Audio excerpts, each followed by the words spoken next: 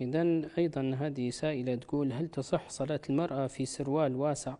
طبعا سروال هو يعني هذه عامية، هي في اللغة العربية سراويل للمفرد، والجمع سراويلات. فهل تصح صلاة المرأة في السراويل وقميص طويل؟ تقول سروال واسع تقول قميص طويل. وهل يصح صلاة المرأة بدون جوارب؟ يجب على المرأة أن تستر عورتها أثناء الصلاة، يجب عليها أن تستر عورتها أثناء الصلاة، ويجب أن لا يبدو منها إلا الوجه والكفين، يبدو منها الوجه والكفان فقط. لكن غير الوجه والكفين يجب ستره. يقول ابن عاشر رحمه الله: وما عدا وجه وكف الحرة يجب ستره كما في العورة، يعني زي عورة النظر.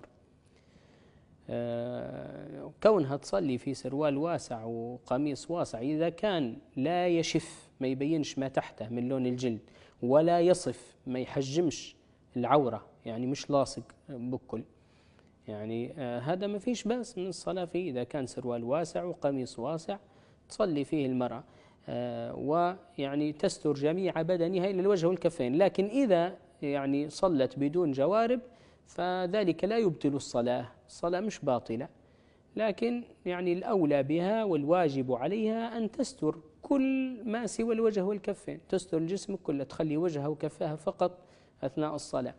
لو فرطت بان منها شيء من الشعر أو بان منها الرجلين ما لبستش جورب، فهنا نقول صلاتها هي صحيحة، لا يبطل ذلك الصلاة، لكن ينبغي لها أن لا تتهاون وأن لا تفعل ذلك، لأن زي ما قلنا واجب عليها ستر يعني جميع الجسد.